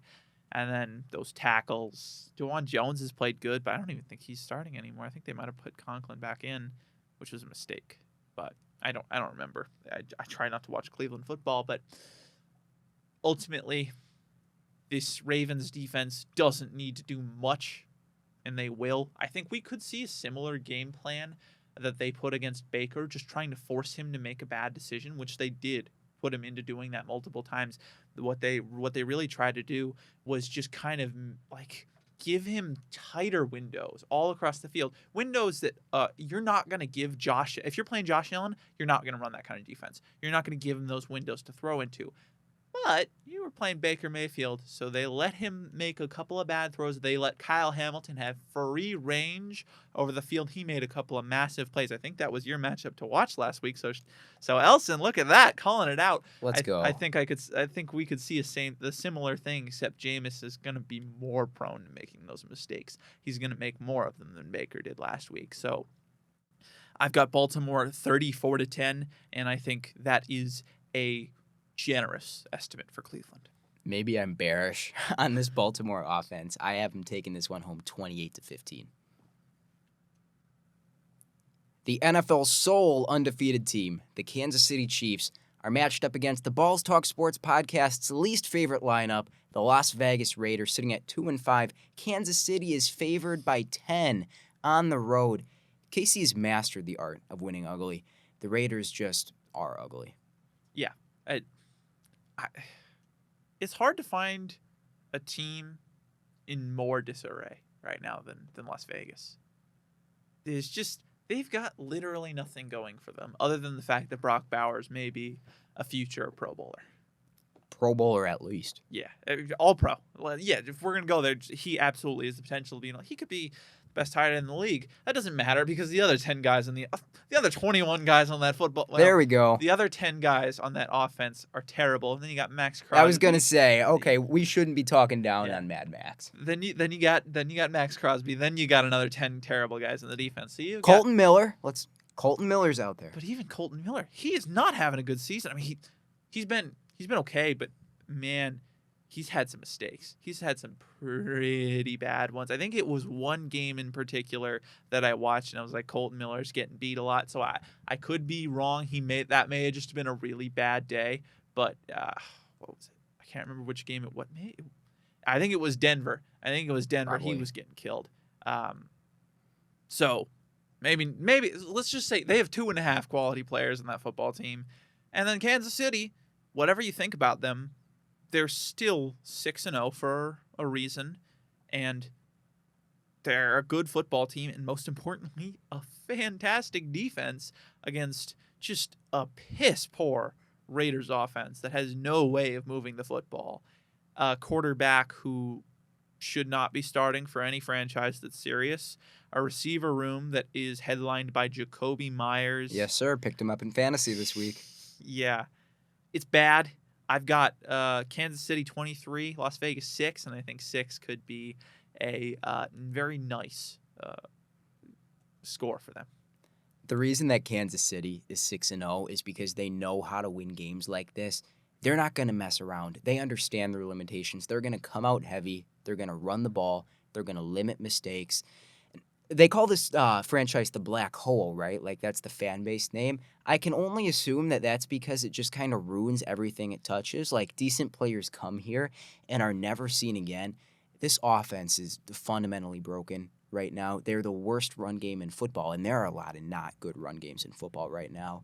And Gardner Minshew, man, I've been a little bit of a Gardner apologist throughout my career as an esteemed sports analyst, and it just doesn't feel like he has an outlet right now. It feels like it's been straight downhill. There's a reason he was benched. We are seeing the worst version of Gardner Minshew. Chris Jones is going to wreck this game just by being himself. I don't think that the Raiders have an alley to score more points than the Chiefs in this one. Ultimately, I have a final score of 24-10 in favor of Kansas City. Yeah. Las Vegas, I want to see more Trey Tucker, honestly. Like, he's shown some stuff. Yeah, like a little. At least there's something there, and that's something you can't really say about everybody else in that receiving room. So explore it. I don't know. I think that could be fun. But yeah, it just seems like a pretty open and shut game. Yeah, Las Vegas never plays Kansas City that well, and I don't think it's going to change today or Sunday. Bryce Young is back in the driver's seat, and all it took was a fucking car crash. Well, the former number 1 overall pick looks to prove he's tall enough to ride. The Denver Broncos look to continue an early season playoff push. They're favored by 7.5. Victor, tee off. Denver in playoffs in the same sentence? We're here. We've arrived. What a wild time. Well, it happened last year, and then they, collapsed at the end of the season, so that's what I'm expecting to happen. But, yeah, I love and support Bryce Young to a fault, and I cannot imagine a worse game for him to come back in. Like, I know that he was probably thankful that Andy Dalton got into the car crash. No, I'm just kidding. Bryce Young's a great guy. He would never do that. Andy Dalton's a great guy. Hopefully he's okay. That's his one redeeming quality, is he seems like a good person. Yeah, that's the only thing he brings to the football field. Yeah, hopefully Andy Dalton's okay. Don't mean to make fun of that situation. But yeah, Bryce Young, this is a terrible situation. And he's playing statistically the best pass defense in football. You've got, who are their receivers? You got useless, good for nothing, and that one guy. at this point, Are you bagging on Deontay? I am, because I love Xavier Legette? I loved Xavier Legette. Man, I was the biggest Xavier Legette guy coming out of the draft. There's intrigue there. There's still a chance. Don't get me wrong. You can't judge anything in this dysfunctional Carolina offense. Who's the big-bodied guy that he's kind of their slot guy? They drafted him last year too high. Oh, Mingo. Yeah, Mingo you can judge too early. No, Mingo's the guy where it's just like, I don't know how he's still employed, to be honest. I think it might be time to look into a trade degree, but man, Carolina is just bad. The offensive line just keeps getting worse. And it just seems like everything that David Tepper touches right now dies. It just seems like everything about Carolina is just dying. And putting Bryce Young in this situation, I don't think much is gonna change against one of the best defenses in football. This might be. I hope. Listen, I'm very confident Denver's gonna win this football game. I've got them winning 26-10. I do hope Bryce Young comes out there and looks good. Me too. Because he's a guy you want to root for. We both loved him coming out of the draft, and it would be great to see him get his career back on track. But I just have a hard time believing that against Denver. And then on the other side of the ball, we talked about Carolina's offense, how it's not great. Their defense is worse. Somehow it is. They authentically have nobody back there. It's one of the worst defensive rosters I think I've ever seen. I've been watching football for 11, 12 years now, and I cannot remember a defensive roster this devoid of talent. I mean, there is very few players who would start for a top half football team. I think Is there one? Is J.C. Horn going to count? Jadeveon Clowney, maybe. He's hurt right now. Maybe Clowney. Maybe A'Shawn Robinson is a rotational guy, but he's out. So I was going to say that's a rotational piece on a decent defensive line. Yeah. So you've got one player in your team that would start for any of the top 20 teams in football right now. Who's hurt all the time. Yeah. And he's still bad. This is an all-time horrible defense. Honestly, you should just appreciate it while it's here. Like, this is just something you're never going to really see again, so you should appreciate it while it's here. And the Broncos, their offense hasn't been great, but one thing that is very good to see last week, if you're a Broncos fan like I am, they went out there and they handled their business. They did what needed to be done. The run game looked exceptional. They proved that they can go out there and they can beat a bad team, which is what a playoff team needs to be able to do. So that's why I do have hope for Denver. That's why I do feel confident they're going to win this game, because Carolina's run defense is just horrific. I think they're going to come up with the same game plan, run the ball. That will give Bo Nix some separation. Guys with separation, hopefully Troy Franklin to throw to. Should be an easy win for Denver. And to get 5-3, and especially if you can just get this nice win heading into a really tough stretch upcoming, this is just a game for Denver to look really good. And Bryce Young, I don't know, Elsen, do you think he can get it back on track? He's not going to do it here. I don't think that Carolina has a real chance to be in this game. Like you touched on, Sean Payton knows how to dial up a solid downhill game script. Get your popcorn. I think Bo Nix is somehow going to look elite in this one. If you're Carolina, I think that you hand the ball off to Chuba Hubbard. You try and put Bryce Young in the cleanest drop back situations. Don't expose him to all these funky blitzes that have been devastating lower quality quarterbacks this year. Normally when I'm doing my score predictions, I kind of bottom it out at 9 or 10. And then I realized that this is over-projecting what the Panthers' offense is shown to be capable of under Bryce Young. Every single one of the Panthers' 6 losses this year has occurred by 10 points or more. I have this Broncos 27, Panthers 6. Yeah, this is an ugly game, and this might be one of the most depressing games for any fan base to watch since last week for Carolina. This could be curtains on Bryce Young. I hope it's not. Yeah, but it could be. Whether it's reasonable or not, if he comes out, he puts up a stinker against a good defense, still, we might never really see him get another shot. All right, let's not waste too much time here. The very good Lions take on the very bad Titans in Detroit, favored by 11.5. Victor, all yours. I think you said it. The Lions are very, very good. The Titans are very, very bad. The Lions are playing at a level that I think we hoped that they could get to, but I feel like we all just have this lingering doubt because it's the Lions. They can't be good. No, this is absolutely one of the best teams in football. This is a team that if I had to put odds on the Super Bowl right now, which team is making it out of the NFC, I'm taking the Lions. And if I had to put odds on who's winning the Super Bowl, I think they're second in that odds. So maybe first, you can absolutely make an argument. Detroit is playing at a fantastic level right now.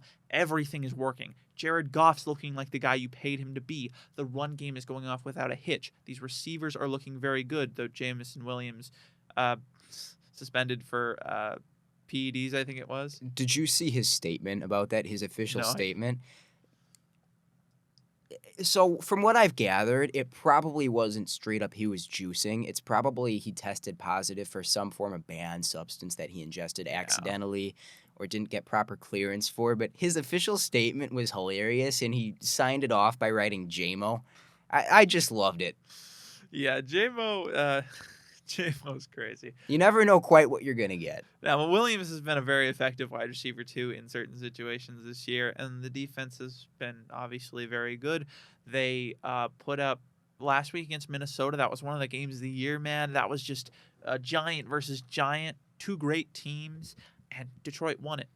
So they can beat bad teams. They can beat very good teams. Sky's the limit. Then you look at Tennessee. I think the floor is probably the limit. I mean, I think if they get to the Earth's crust from where they're starting out in Mission hell, accomplished. yeah, I think that's probably the best it's going to get for you. It's just been awful. There's really no redeeming qualities about this offense. Defense has been okay, but nothing to write home about. This game will probably be over by the second quarter. Honestly, even if you're a Lions fan, just go out, do something. Go apple picking. This is the weekend to do it. Just go out and do something else. The Lions are physical enough to beat up on good to great run defenses. I don't think there's really an alley for the Titans to keep this one close because what Tennessee does well, that's a little bit strong. What Tennessee does adequately is the line play, and I think that Tennessee's run game, which has been average, is going to be scripted out very, very quickly. The Lions don't turn the ball over. They capitalize in the red zone.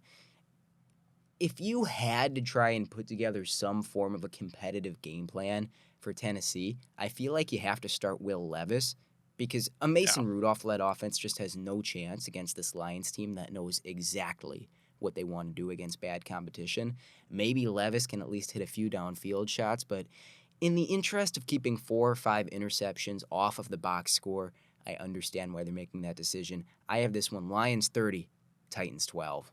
100% agree. It is looking forward to the draft time. Get ready to fire up the mock draft simulator if you are a Titans fan. Draft content coming soon. Balls Talk Sports. Absolutely. It's going to be an electric time for the podcast, so make sure you stick around after the season is over because it might be better than during the season. And that's going to do it. We hope you enjoyed this particularly stressed out edition, at least on my part, of the Balls Talk Sports NFL podcast. Victor, any final remarks before we celebrate homecoming this Saturday and another round of flawless NFL predictions next Tuesday? Last week we had a great slate. This week it might not be as great. You know what? Enjoy your Sunday. If you've got something to do, don't sweat it. Just do it. Get it out of the way. Next Sunday we'll have some great games to watch. There's some good games this week, but if you've got an errand to run, not a terrible Sunday to do it. Football sucks. Don't watch it. Ladies and gentlemen, as always, stay hard.